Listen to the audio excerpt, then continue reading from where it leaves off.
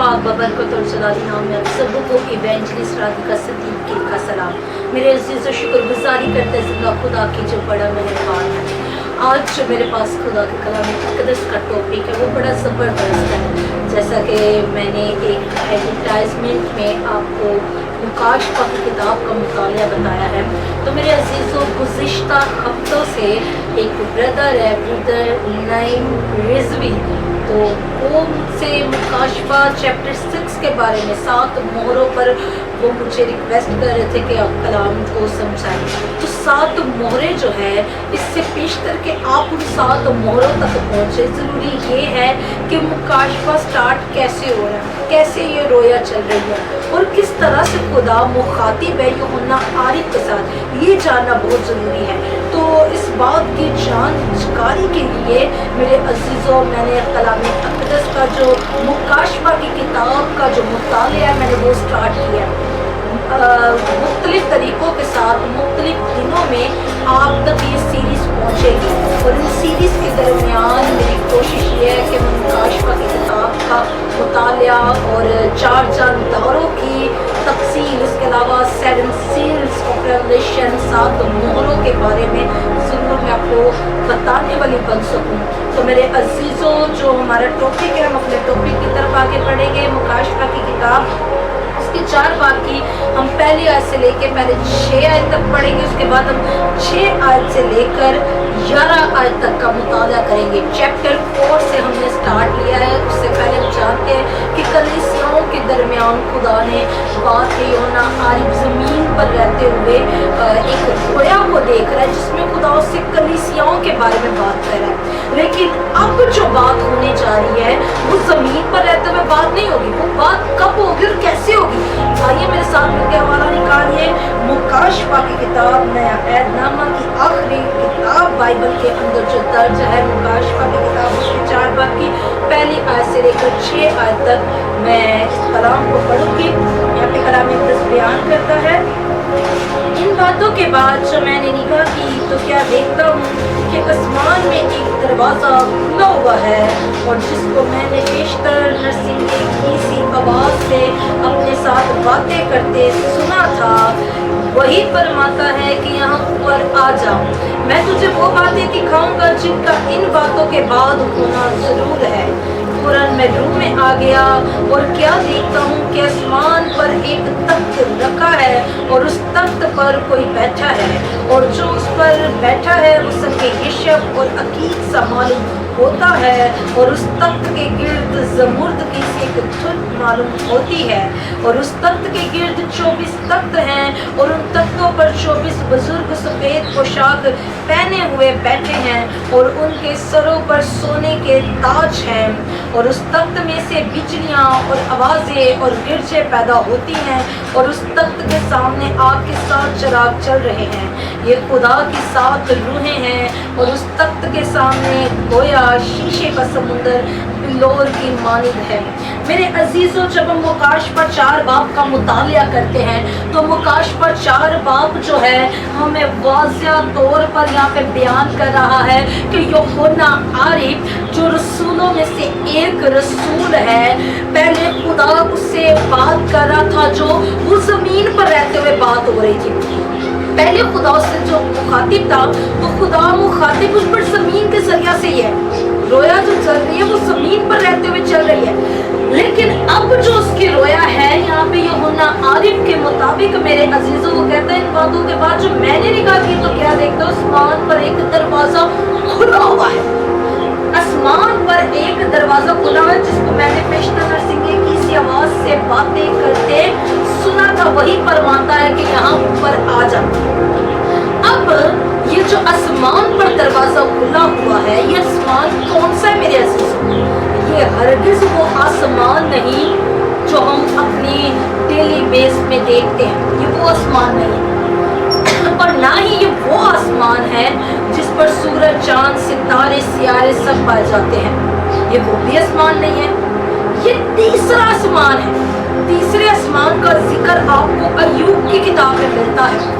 अब ये जो तीसरा आसमान है इस पर खुदा खुदा की हजूरी मौजूद है, खुदा का तख्ते इलाही इस आसमान के ऊपर लगता है। तो जब तख्त लगता है तो यहाँ पे यूहन्ना आरिफ कह रहा है कि आसमान का दरवाजा खुल गया और कोई है जो मुझे कह रहा है यहाँ ऊपर आ जा, मैं तुझे वो बातें दिखाऊंगा जिनका इन बातों के बाद होना जरूर है। इन बातों के बाद जाके यहाँ पे मतलब है कि पहले उससे बातें हो चुकी हैं। तो पहले जो यूहन्ना आरिफ के साथ बातें हुई थी वो कलीसियाओं के मुतल्लिक थी, जिसमें हमने सरदीस की कलीसिया को देखते हैं, जहाँ पे मुख्तलिफ कलीसियाओं को देखते हैं, फिलदिल्फिया की कलीसिया को देखते हैं और स्मुरना की कलीसिया को देखते हैं। तो खुदा ने कलीसियाओं के बारे में उससे बात की। लेकिन अब कोई ऐसा बड़ा भेद है जो उस पर खुलने वाला है, जिसके लिए खुदा ने उससे आसमान तक रसाई दे दी है। ये वो तीसरा आसमान है जिस पर खुदा का तख्ते इलाही लग जाता है। ये वो तीसरा आसमान है जिस पर खुदा खुद तख्त नशीन होता है और यूहन्ना आरिफ को उस तीसरे आसमान तक आने की रसाई मिली है। और जब हम रसाई की बात करें तो सिर्फ यूहन्ना आरिफ वो वाहिद नहीं है जिसे इस तीसरे आसमान तक आने की रसाई मिली है, बल्कि इससे पेशतर के ये आसमान पर जाता और उस मुकाशफे को, उस रेवलेशन को रिसीव करता। इससे पहले दानियल भी उस आसमान तक रसाई कर चुका था।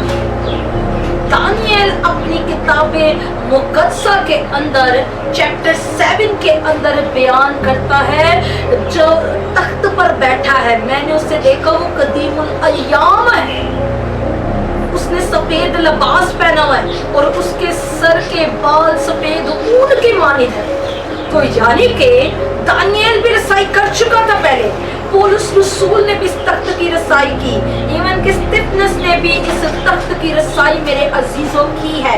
और इनकी जब रसाई हुई है तो खुदा ने इन्हें भेद देना शुरू किए।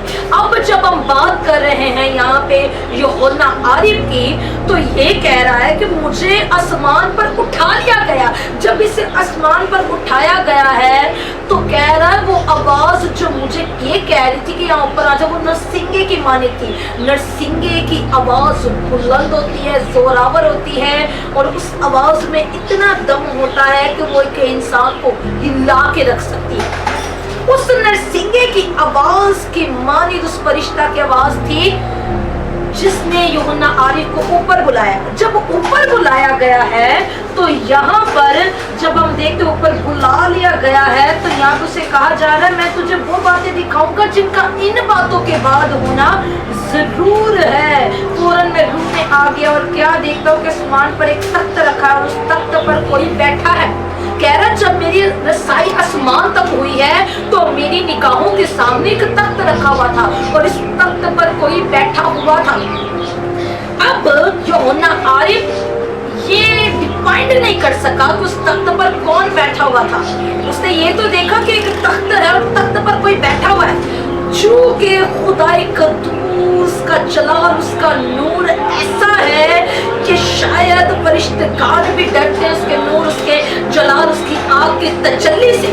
तो जब ये उसके नूर को देख रहा है तो ये कह रहा है मेरी आंखें गो के खुद नहीं थी रही। जब इसने उसके जलाल को देखा तो ये उसके हुजूर में ऊंधे मुंह के बल गिर गया और सजदे में झुक गया।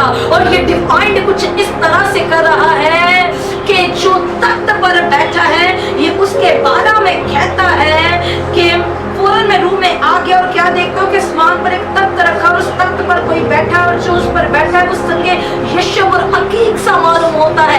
दानियल इस तख्त पर बैठे हुए के बारे में बताता है 7 बाब के अंदर कि वो कदीमुल अय्याम है और उसका लिबास सफेद है और उसके सर के बाल सफेद ऊन की मानिद है।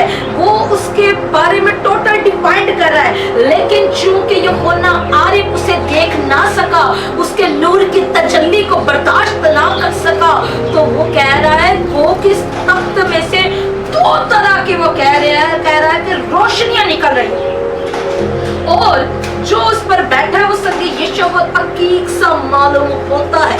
संगे यशब जिसे इंग्लिश में जैस्पर कहा जाता है, और ये जैस्पर जो है वो सफेद चमकदार रोशनी को जाहिर करता है। और दूसरा जो उस तख्त की मुशाबियत में बता रहा है, दूसरी उसकी मुशाबत अकीक सी है।